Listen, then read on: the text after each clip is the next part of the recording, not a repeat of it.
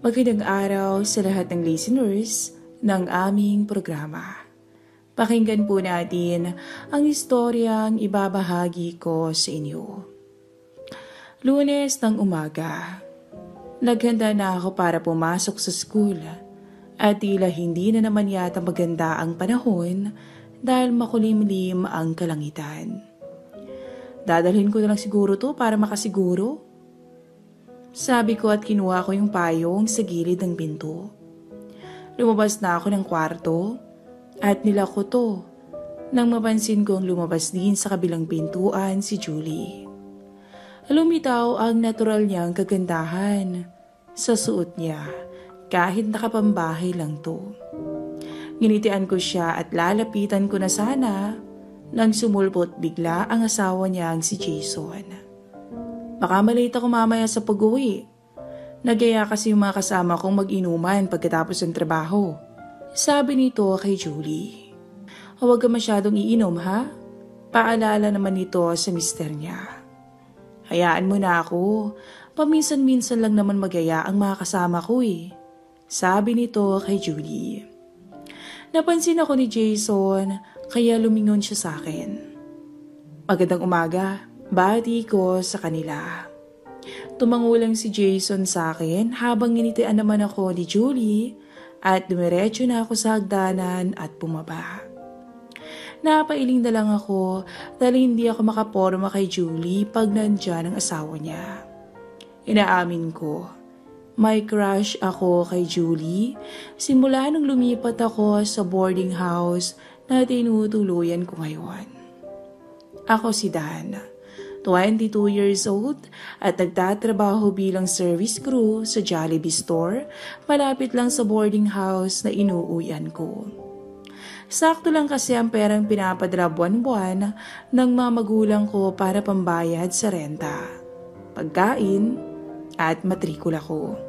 Kaya naisipan kong magtrabaho para na rin may pandagdag sa budget ko at para na rin makaipon habang nag-aaral ako ng nursing. Hindi na sana ako mag-aaral pa sa kolehiyo. Pero pinilit ako ng mga magulang kong tapusin ang kursong matagal ko nang pinapangarap kahit na mahirapan sila basta lang daw makagraduate ako ng nursing.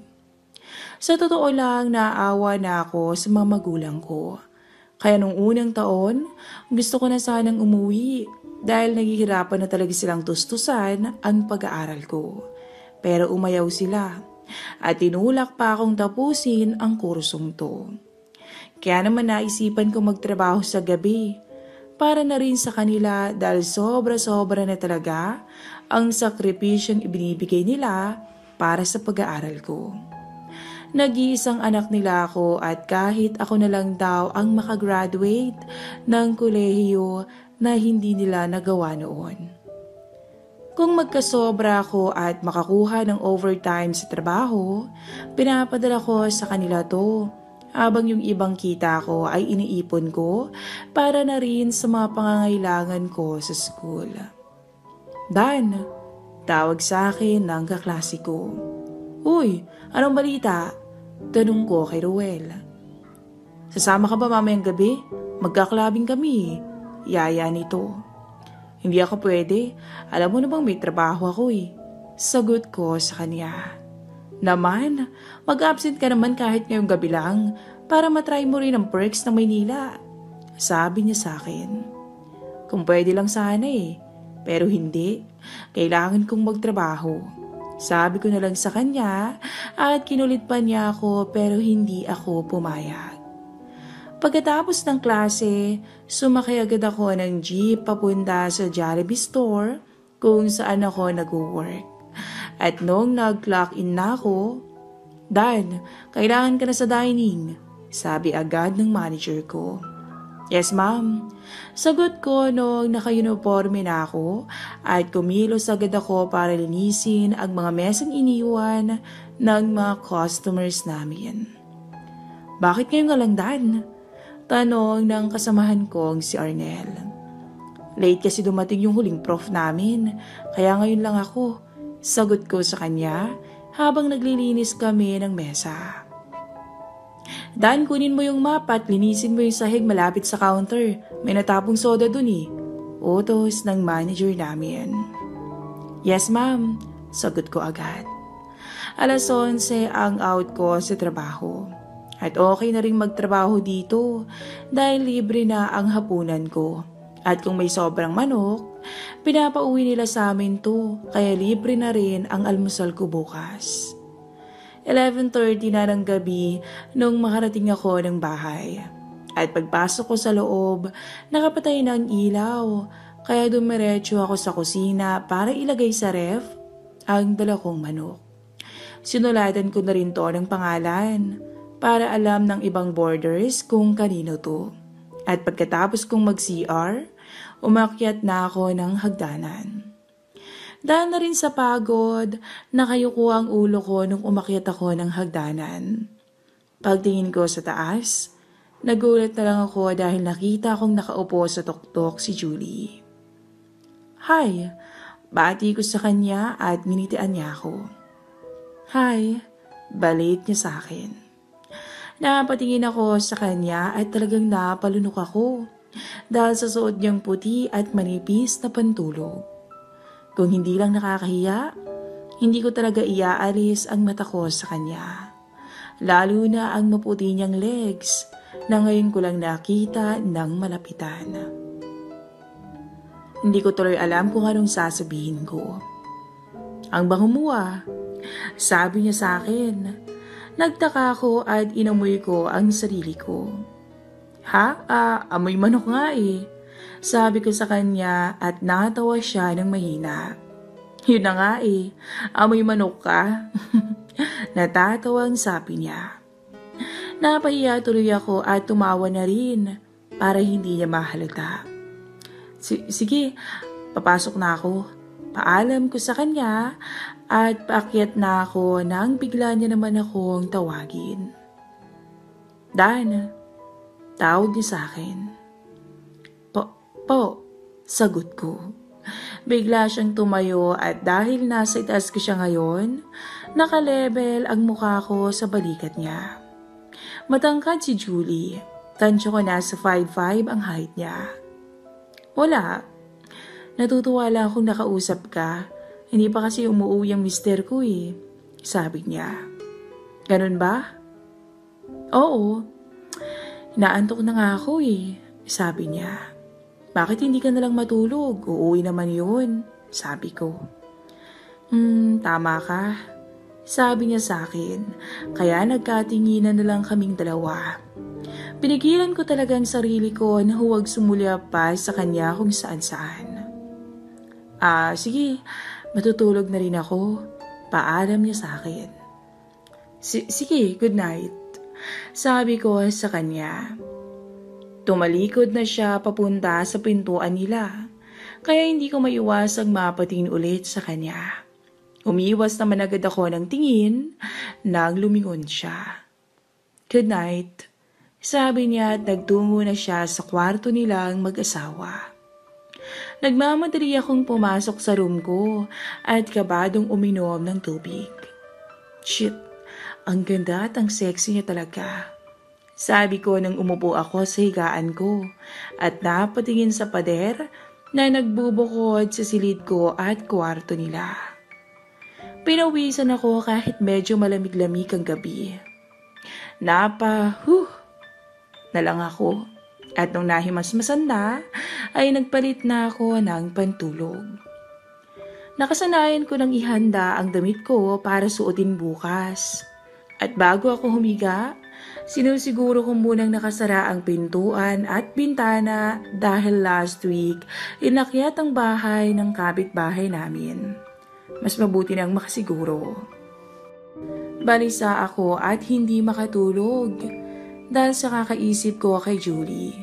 Kaya bumangon ako at umupo sa gilid ng higaan ko. Ay, mag-alauna na pala ng madaling araw at hindi pa ako makatulog. Tumayo ako at naglakad-lakad nang may narinig akong ingay sa kabilang kwarto.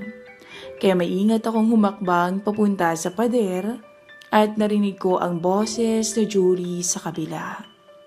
Idinikit ko ng unti-unti ang tenga ko. Bakit ngayon ka lang? Dinig kong tanong ni Julie sa mister niya. Sorry, napasarap ang inuman namin eh. Rason ni Jason sa kanya. Akala ko uwi ka bago mag-alas 9. Yan tuloy lumamig na yung pagkain hinanda ko sa'yo. Sabi ni Julie sa kanya. Sorry na love. Sabi ni Jason. Amoy alak ka. Sabi ni Julie at narinig kong nag-iingay ang floorboard nila. At maya-maya lang ay nagulat ako dahil bigla kong napansin ang tunog ng pag-uga ng kama nila. Shit. Napamura ako dahil alam ko na kung ano yon. Naghanap ako ng paraan kung paano ko sila masisilayan. Kasi alam ko sa lumang bahay, may mga espasyo to kaya naghanap agad ako. Tinanggal ko yung poster ni Kobe Bryant na idinikit ng dating border dito noon. At doon ko nakita ang parang singlaki lang ng piso na espasyo sa likod nito. Kinakabahan ako baka kasi mahuli nila ako, kaya naging maingat ako. Nagulat na lang ako sa imaheng sumalubong sa akin. Napamura ako. Mukha ni Julie ang nakita ko. Nakapikit ito at napapakagatlabi na lang sa tindi ng tinatamasa.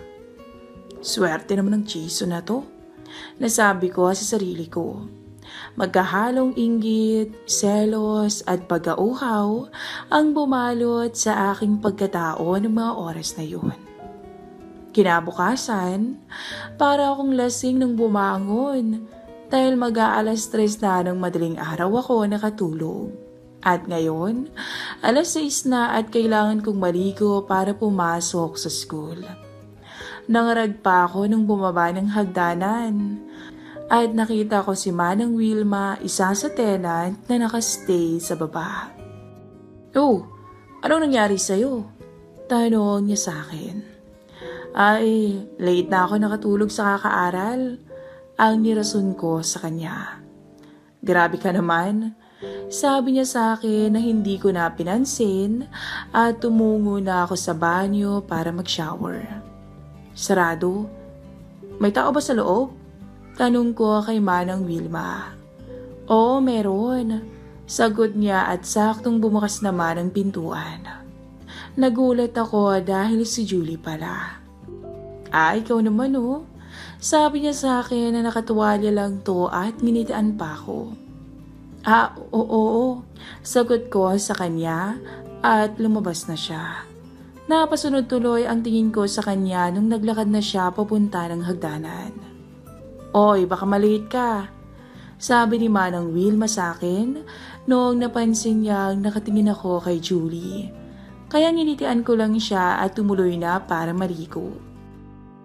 Para akong tangang nakatayo sa gitna ng banyo. Naalala ko tuloy yung mukha ni Julie kagabi habang nagpapakasasa ang mister niya sa kanya. Gaya ng dati, bago ako umalis ng boarding house, nakita ko si Julie na nakatayo sa labas ng pintuan nila. Good morning. Bati ko sa kanya at nginitian niya ako. Good morning. Balik niya at nakita ko na naman si Jason na hinalikan si Julie sa pisngi. Aalis na ako. Paalam niya kay Julie at nauna na siyang bumaba sa akin. Papasok ka na? Tanong ni Julie sa akin. Oo. Sagot ko. Mangangamoy manok ka na naman ba mamaya? Ang biro niya pa sa akin. Off ko sa work mamaya kaya wala kang maaamoy sa akin. Sabi ko sa kanya. Ay, sayang naman. Pwede na sanang pang-ulam eh. Biro niya at hindi ako nakasagot dahil sa sinabi niya. Biro lang. Natatawang sabi niya at nagtungo na siya sa room nila. Ulam? Nasabi ko at napatingin sa pintuan nila. Napangiti na lang ako at napailing. Bumaba na ako ng hagdanan. Dan, tawag sa akin ni Mang Joseph na asawa ni Manang Wilma. Po, tanong ko. Magwo-work ka ba mamaya sa Jollibee? Tanong niya. Off ko po eh. Bakit manong? Tanong ko. Magpapadala sana ako ng Chicken Joy sa'yo eh. Pero okay lang, ako nabibili. Sabi niya. Hindi manong. Dadaan din naman ako doon. Ibibili kita. Sabi ko sa kanya. Talaga? Oo. Sahod ko kaya lilibre ko na kayo ni Manang Wilma. Sabi ko sa kanya na ikinatuwa niya. Sige, aalis na ako. Paalam ko. Sige, salamat na. Sabi niya nang ginitian ko lang at umalis na ako. Nakita ko sa may sakayan ang mister ni Julie. At nung nakita niya ako, tiningnan lang niya ako at pumara na ng jeep. Iba ang ruta ng jeep na sinakyan niya kaysa sa ruta papuntang university ko. Kaya naiwan ako sa waiting shed. Habang nasa klase, hindi ko maialis ang mukha ni Julie sa isipan ko. Lalo yung biro niya sa akin kanina. Para bang may ibang meaning. Pagkatapos ng klase, dumaan ako ng Jollibee para bumili ng manok para kay Mang Joseph. At pagdating ko ng bahay, binigay ko sa kanila to at yun na ang kinain namin nung gabing yun. Nasa higaan na ako at nakahiga habang nagbabasa ng libro tungkol sa blood vessel at ang epekto ng mga kemikala sa katawan natin noong marinig kong may bumagsak sa room ni na Julie. Agad akong tumayo at lumabas, tsaka ako tinungo ang silid nila. Kumatok ako para alamin kung okay lang ba siya. Julie? Tawag ko dahil alam kong wala pa ang mister niyang si Jason sa mga oras na to. Bumukas ang pinto at nakita kong nagkalat ang bubog sa sahig nila. Anong nangyari? Tanong ko agad sa kanya. Nasagi ko yung flower vase namin eh, kaya bumagsak to sa sahig. Sagot niya. May sugat ka. Sabi ko nang nakita kong duguan ang kamay niya. Wala to. Sabi niya sa akin. Teka lang, may first aid kit ako eh. Sabi ko sa kanya at umalis ako at kinuha ang first aid kit ko. Naku Dan, okay lang talaga ako. Sabi niya sa akin. Ano ka ba? Nursing ang kurso ko kaya alam ko kung anong mangyayari sa sugat pag iniwan mo tong bukas. Sabi ko sa kanya. Agad akong kumuha ng bulak at nilagyan ko to ng alkohol. Tiisin mo lang. Sabi ko sa kanya nung dinampi ko ang bulak sa sugat niya. Napangiwi ang mukha niya kaya hinipan ko to para mawala ang hapdi. Sorry, sabi ko at ngumiti siya. Okay lang yun. Sabi niya at napansin ko nakatingin lang siya sa ginagawa ko nung nilinis ko ang sugat niya at nilagyan ko ng betadine. Para saan yan? Tanong niya. Gamit to para hindi ma-infect ang sugat mo. Sabi ko sa kanya, tsaka nilagyan ko na ito ng band-aid at tiningnan niya ang kamay niya. Okay na. Sabi ko at napatigil na lang ako nung napansin ko ang suot niya. Salamat Dan. Sabi niya sabay tayo niya at tumalikod sa akin para kumuha ng basahan sa aparador nila. Napanunok tuloy ako sa suot niyang manipis na pantulog. Halata mo talaga ang kagandahan ng kuruban niya. Love, biglang bumalik ang diwa ko nung narinig ko si Jason na nakatayo na ngayon sa may pintuan. Tumayo agad ako at humarap sa kanya. Ano nangyari dito?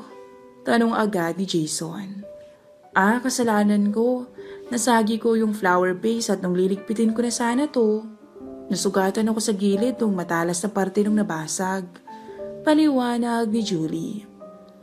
Anong ginagawa mo dito? Tanong ni Jason sa akin. Ginamot niya ako. Nursing kasi yung kurso nitong si Dan.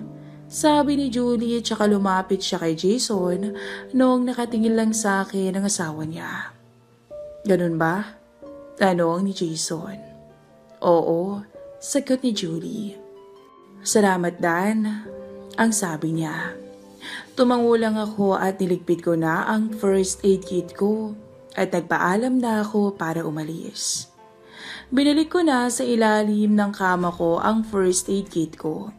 Nang biglang kumatok si Jason sa pintuan ko. "Salamat sa paggamot sa kami ng misis ko," sabi niya agad sa akin. "Walang anuman yun. Bali, ganun na rin kasi yung magiging trabaho ko eh." Sabi ko sa kanya. "Tara, inom muna tayo, pasasalamat ko," ang sabi niya. "Sorry, hindi ako umiinom eh," sabi ko sa kanya. "Tara na, 2 bote lang pampatulog," sabi niya sa akin at nakita kong lumapit si Julie sa amin. "Sige na, Dan," nakangiti niyang sabi sa akin. Nag-isip muna ako ng sandali at kinulit na ako ni Jason. Halatang gusto niyang gawing rason to para makainom, kaya pumayag na rin ako. At doon na kami sa sala nag-inuman kasama pa namin si Mang Joseph. Bumili ng 4 na grande si Jason at yung natirang chicken joy na binili ko kanina ang ginawa naming pulutan. "Masarap to pampatulog," sabi ni Mang Joseph at natawa lang kami ni Jason. "Ilang taon ka na ba, Dan?" tanong ni Jason sa akin. 22 na ako, sagot ko sa kanya.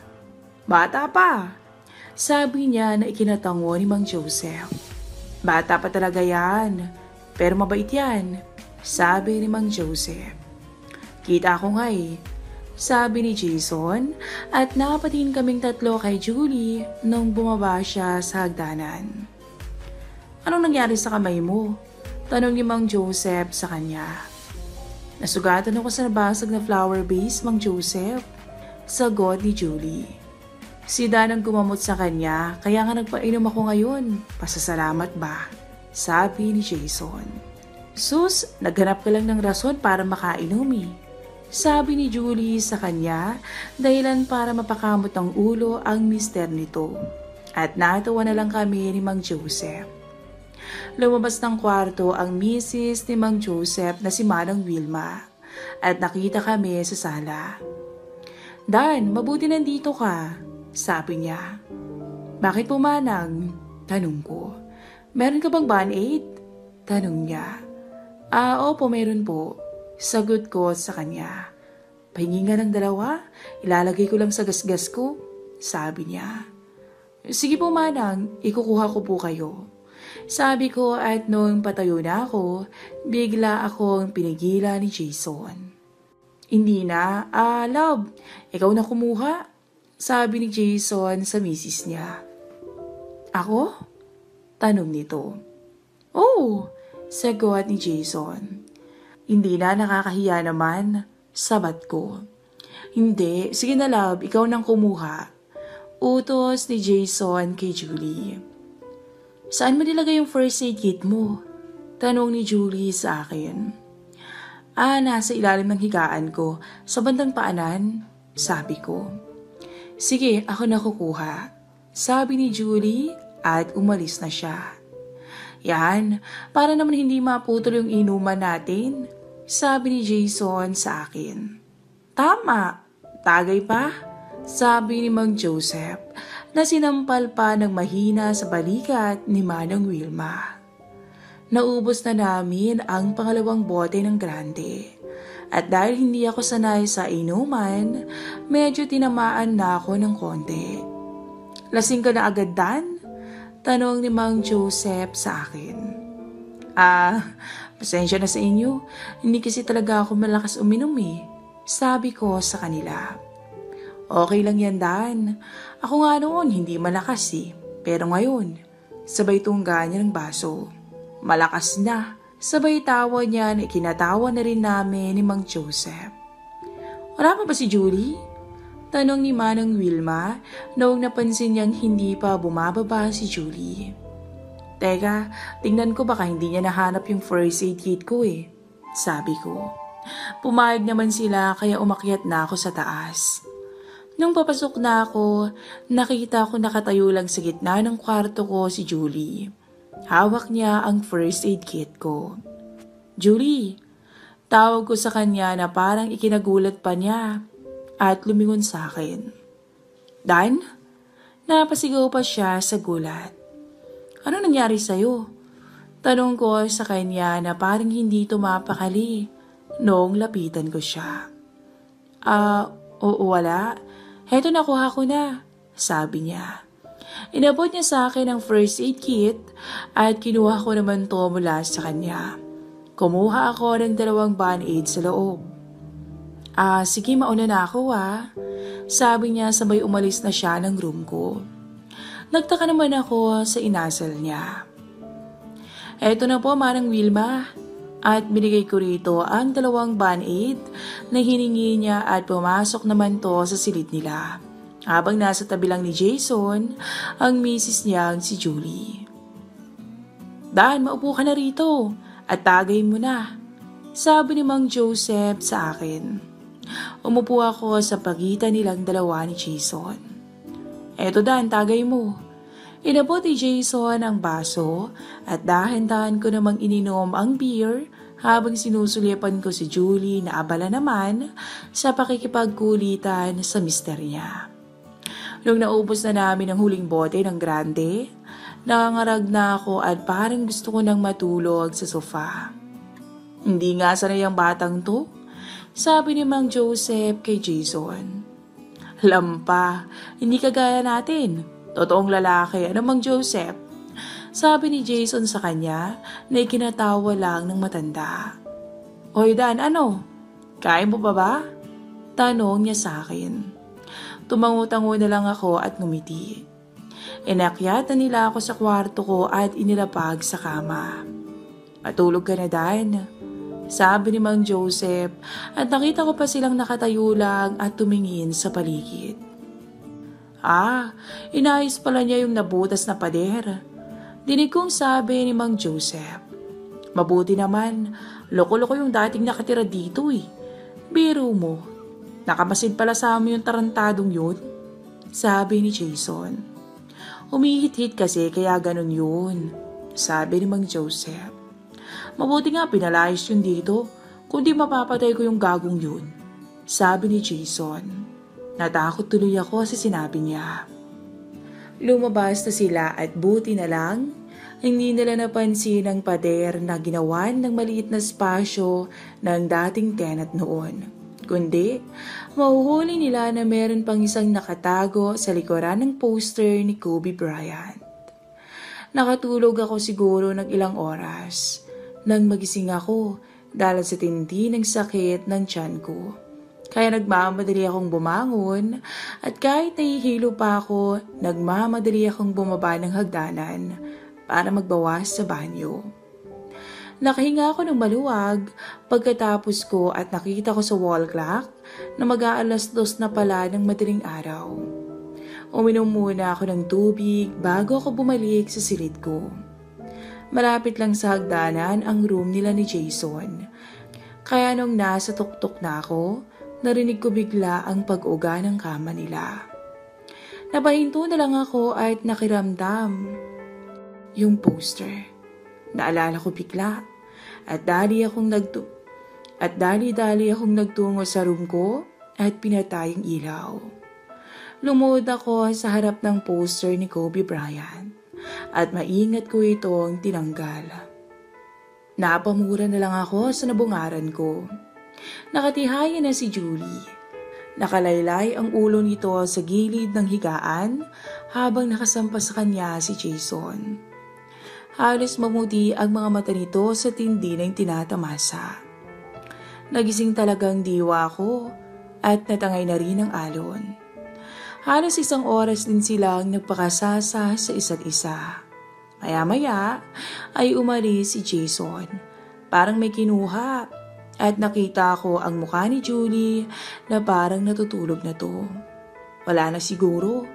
Sabi ko nang biglang umangat ang ulo niya at tumingin kung saan ako nakapwesto.